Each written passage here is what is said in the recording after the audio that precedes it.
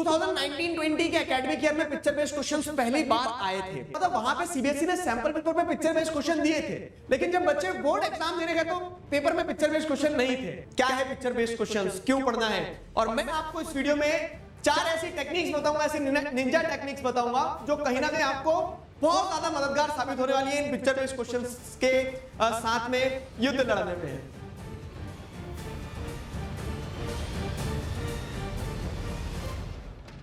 Hello everybody, this is Digraj Singh Rajput. Welcome to social school.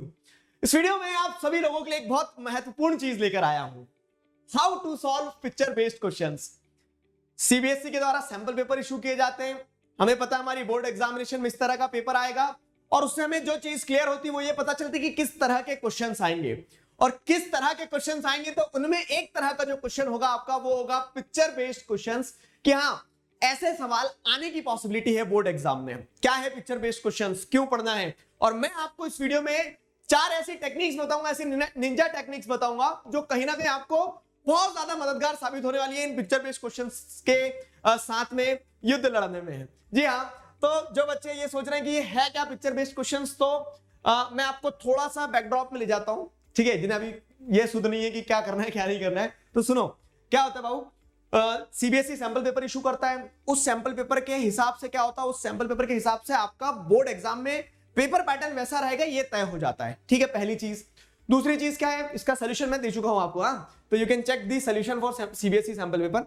तो ये sample paper जो है, तो इस सैंपल पेपर को जैसे अगर आप देखोगे तो इसमें बताया गया कि सेक्शन ए जो रहेगा आपके 20 क्वेश्चन एमसीक्यू टाइप के होंगे। अब एमसीक्यू जो होंगे तो ये एमसीक्यू भी क्या है, बहुत रंग बिरंगे हैं। ठीक है, तो इसमें डेटा बेस्ड क्वेश्चन भी है, इसमें आप सिंपल एमसीक्यू भी देख सकते हो, इसमें इस तरह के भी कुछ सवाल है जिन्हें हम क्या कहते हैं, पिक्चर बेस्ड क्वेश्चंस कहते हैं। मतलब आपकी बुक में जो पिक्चर्स दी गई हैं, तो उन पिक्चर्स के बेसिस पर आप क्या करोगे, उन पिक्चर्स के बेसिस पर आपको एक सवाल दे दिया जाएगा एमसीक्यू में, और आपको एक सेलेक्ट करना होगा। जैसे यहाँ पे पिक्चर दी गई और पूछा गया पेंटर कौन है इस पेंटिंग के, तो आपकी बुक में से पेंटिंग है, वहां लिखा भी है कि राजा रवि वर्मा जो इस पेंटिंग के पेंटर हैं।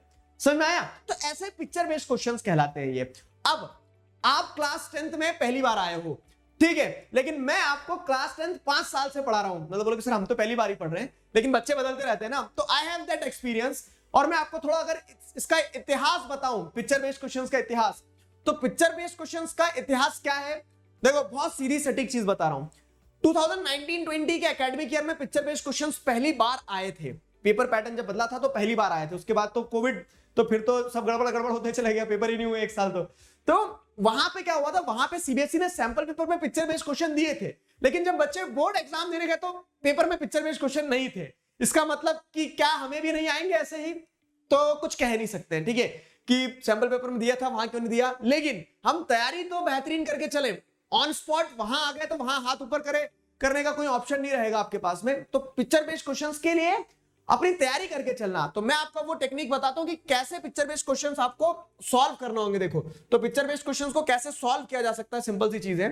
ठीक है, तो these are the simple points. क्या, सबसे पहली चीज, name of the picture and cartoon. आपको एक और चीज बता दे रहा हूं कि मोस्ट प्रोबेबली अभी तक जैसे जो पैटर्न हुआ है, तो सिविक्स और हिस्ट्री से पिक्चर बेस्ड क्वेश्चंस आने की पॉसिबिलिटी तेज रही है, सिविक्स और हिस्ट्री से।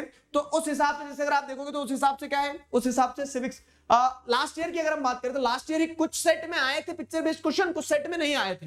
फाइन, तो उन सारी चीजों को ध्यान में रखते हुए क्या है, उन सारी चीजों को ध्यान में रखते हुए कि एक एक पिक्चर पे आप एक एक महीना निकाल दे रहे हैं, इस तरह से उतना टाइम देना है, कुछ स्मार्ट काम करना है। वो स्मार्ट काम क्या करना है, देखो, तो सबसे पहला पॉइंट ये रहेगा कि try to learn the name of picture और कार्टून। हर पिक्चर, हर कार्टून में कहीं ना कहीं क्या दिया रहता है, ऐसा नाम दिया रहता है। और क्या सब में ही होगा तो जरूर नहीं है, कहीं कहीं नहीं भी होंगे, ठीक है, कहीं कहीं नहीं भी होंगे, लेकिन जिन पिक्चर्स में इस तरह से टाइटल दिया है, कोई नाम दिया है, तो आपको जब आप चैप्टर्स पढ़ रहे हो तो विशेष रूप से कोई ऐसा नहीं है कि पिक्चर को बैठ रख के तकिए के नीचे रख के सोना है मैप जैसे। हमें क्या करना है, बस एक पासिंग रेफरेंस देना है कि अगर कोई टाइटल है तो टाइटल ध्यान रखें, क्योंकि क्वेश्चंस बन सकते हैं। ठीक है, इन पिक्चर्स पे क्वेश्चंस बन सकते हैं उनके टाइटल से जुड़ा हुआ, पहली चीज। दूसरी चीज क्या है, message in that, what does it signifies. जैसे अब ये पिक्चर आपकी बुक की है, क्लास 10th सोशल साइंस की अगर हम बात करें, क्लास 10th सोशल साइंस में आप जैसे देखोगे तो आपका जो एज ऑफ इंडस्ट्रियलाइजेशन वाला चैप्टर है, तो उसमें आप क्या देखोगे, 2 मैजिशियंस करके ये पिक्चर का टाइटल ये हो गया। तो अगर क्वेश्चन आता है, ठीक है, identify the suitable title for the given picture, तो सूटेबल टाइटल में आपको पता है क्या है कि 2 मैजिशियन दिया हुआ है, लेकिन थोड़ा और अगर एक कदम आगे की सोचें, ठीक है। तो हर पिक्चर में एक ना एक मैसेज भी छुपा होता है। जैसे आप यहां देखोगे तो टाइटल दिया है कि the states plead for more power, ठीक है। तो which of the following options can be used as the appropriate title for this picture, और 4 ऑप्शन दे दिए, उसमें एक ऑप्शन ये था, तो तब तो सीधा क्वेश्चन बन गया। लेकिन जो मैं आपको टिप नंबर 2 बता रहा हूं वो क्या है कि हर पिक्चर में एक मैसेज होता है, वो कुछ सिग्निफाई कर रही होती है। जैसे ये सिग्निफाई कर रही होती है सेंटर स्टेट रिलेशन को, ठीक है। तो एक हिडन मैसेज या फिर कह सकते हो जो एसेंस होता है पिक्चर का, वैसे ये मैसेज है तो इसके अंदर मैसेज है क्या, मतलब ये जो पिक्चर है इसके अंदर एक मैसेज है क्या, कि ये टू मैजिशियन वाली जो पिक्चर है ये आपको दिखाती है कि इंडस्ट्रियलाइजेशन ने कैसे चीजें बदली है। मॉडर्न वर्कर को दिखाया गया ओरिएंट वर्ल्ड से, अलादीन के चिराग को दिखाया गया कि पहले सब कुछ मिरेकल लगता था, वो आज एक मॉडर्न वर्कर अपनी मशीनों से कर पाता है, ठीक है। तो आपको वो पिक्चर जो उसका मतलब क्या है अगर समझ में आ रहा है ना, तो आपको क्या रहेगा कि जब क्वेश्चन बन के आएगा तो सॉल्व करना आसान रहेगा। समझ पा रहे हो? तो हर पिक्चर का एक टाइटल होगा, वो ध्यान रखना है कार्टून का, ठीक है। हर पिक्चर में एक मैसेज होगा, तो उस मैसेज को ध्यान रखना जब भी आप कोई बुक में चैप्टर पढ़ते समय आपके सामने इस तरह के कार्टून पिक्चर्स वगैरह आते हैं। तो तीसरी चीज जो ध्यान रखना है ना, अब ये मैं आपको, जो बच्चे पुराने हैं जो हमेशा से मेरे साथ प्रैक्टिस करता है, तो उन्हें ये चीज वो तुरंत हिट कर जाएगी। ये चीज क्या कि मैं बताता हूं कि क्वेश्चन का आंसर पहले मत देखो, पहले ये देखो कि क्वेश्चन पैदा कहां से हुआ है, मतलब किस बुक का है, ठीक है, किस बुक में किस चैप्टर का है। चैप्टर भी अगर आपने नैरो डाउन कर लिया तो और नैरो डाउन करो कि चैप्टर के अंदर किस टॉपिक का है। तो उससे क्या होता है, उससे हम अपने विजन को फोकस कर पाते कि हाँ इसके इर्द गिर्द मुझे आंसर लिखना है ना। तो वही चीज यहां पे भी आपको ध्यान रखना होगी क्या, कि जब भी आपके सामने पिक्चर बेस्ड क्वेश्चन आएंगे ना, तो पिक्चर के चैप्टर को रिकॉल करना, ठीक है। चैप्टर को रिकॉल करने के बाद अगर उस पिक्चर में कोई कैरेक्टर दिया हुआ है तो कैरेक्टर को रिकॉल करना, ठीक है। और उसके बाद में उस पिक्चर का कैरेक्टर भी अगर रिकॉल कर पा रहे हो तो फिर आपको कंटेंट रिकॉल करना कि चैप्टर के किस पार्ट से उठ के आई है, उस पिक्चर का मैसेज क्या है, वही मैसेज क्या है उस पिक्चर का, ठीक है। तो ये एक एक्सरसाइज है। देखो कभी कभी क्या होता है ना, कोई पूछता है सर टॉपर कैसे बने, तो टॉपर बनने की कोई दवाई नहीं होती, कोई रेसिपी नहीं होती है, वो एक प्रोसेस होती है। वो आपको कंटिन्यूस बेसिस पर क्या करते रहना पड़ता है, अपने आप को उस सांचे में डालते रहना पड़ता है, ठीक है। तो रिमेंबर दिस थिंग कि आप कुछ भी अगर स्किल गेन कर रहे हो तो उसके लिए आपको बार बार वो चीज प्रैक्टिस करना पड़ेगी। तो वही यहां पे भी आपको ध्यान रखना होगा कि ऐसे पिक्चर बेस्ड क्वेश्चंस में एक अप्रोच ये भी ध्यान रखना पड़ता है समय कि अब जैसे ये पिक्चर आई है तो इस पिक्चर को देखते से आपको क्या ध्यान रखना चाहिए, किस चैप्टर की है, एज ऑफ इंडस्ट्रियलाइजेशन। अब चलो एक्सरसाइज करते हैं, रिकॉल करो एज ऑफ इंडस्ट्रियलाइजेशन की कैरेक्टर। तो ये दीदी को हम थोड़ी ना पहचानते कि कौन है, लेकिन हमें ये ध्यान है कि हाँ ये मतलब चैप्टर ध्यान हो गया, कंटेंट ध्यान हो गया, प्रोटो इंडस्ट्रियलाइजेशन वाले टॉपिक के वहां से। अगला पिक्चर आपके सामने, रिकॉल करो चैप्टर पॉलिटिकल पार्टीज। कैरेक्टर पता है कि कौन है, तो हाँ कैरेक्टर ऐसे तो पता है कि इलेक्शन कमीशन का कार्टून है, ठीक है, इलेक्शन कमिश्नर का।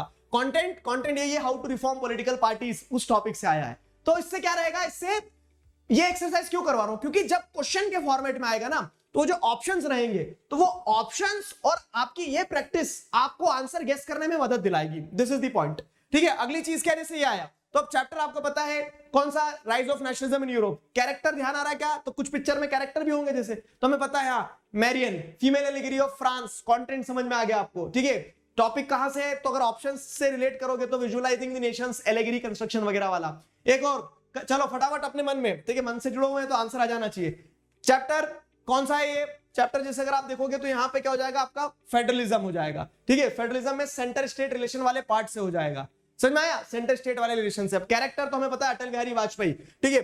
टाइटल हमें पता है, मैसेज क्या छुपा है कि कोलिशन गवर्नमेंट चलाने में कितनी दिक्कतें जाती है। तो अब क्या होगा कि अब आपसे किसी भी सेंस में पिक्चर बेस्ड क्वेश्चन पूछ लेंगे ना, तो आपने पिक्चर का पोस्टमार्टम कर लिया है, तो आपके लिए आसान रहेगा। फाइन। और अगली इंपॉर्टेंट टिप जो मैं आपको दे रहा हूं, ये बहुत इंपॉर्टेंट है कि जब भी आप पिक्चर बेस्ड क्वेश्चंस की प्रैक्टिस कर रहे हैं या फिर चैप्टर पढ़ रहे हो कोई अलग से नहीं, तो ये सोच लेना बस कि उस पिक्चर पे किस तरह का सवाल बन के आ सकता है, ठीक है। तो प्रोबेबल क्वेश्चन क्या बन सकता है किसी भी पिक्चर से, जैसे ये पिक्चर दी है, तो अब इस पिक्चर में आपको पता है वही क्या है, इस पिक्चर का कोई टाइटल था क्या, हाँ टाइटल था, हमें पता था ukiyo and art by Kitagawa Utamaro title था, तो वो मुझे ध्यान है, ठीक है।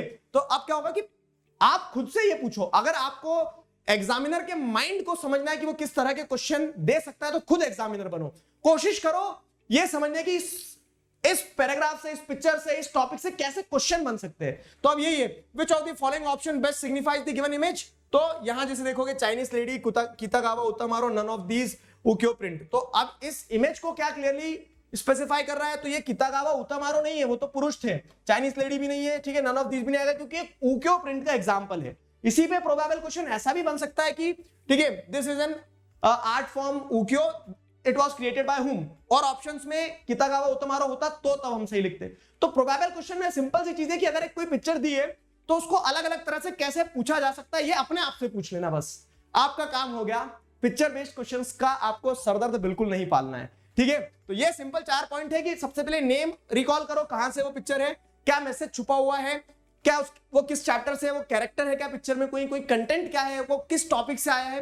तो ऑप्शंस को एलिमिनेट करना, सही आंसर तक पहुंचना आसान हो जाएगा, और लास्ट में प्रोबेबल क्वेश्चंस क्या बन सकते हैं, इतना करना है बस पिक्चर बेस्ड क्वेश्चंस के लिए। बाकी चिल रहना है, मस्त, बहुत बड़ी चीज नहीं है, फ्री के मार्क्स हैं। अगर आप इन पॉइंट्स पे थोड़ा सा फोकस करके पढ़ते समय इन चीजों का ध्यान रख लोगे, और फिर क्या करना है, जब पढ़ के थक जाओ, ठीक है, अपने आप को रिफ्रेश करने का मन हो तो कॉम्पीट में आप क्या कर सकते हो, खेल सकते हो अनअकैडमी ऐप पर एब्सोल्युटली फॉर फ्री।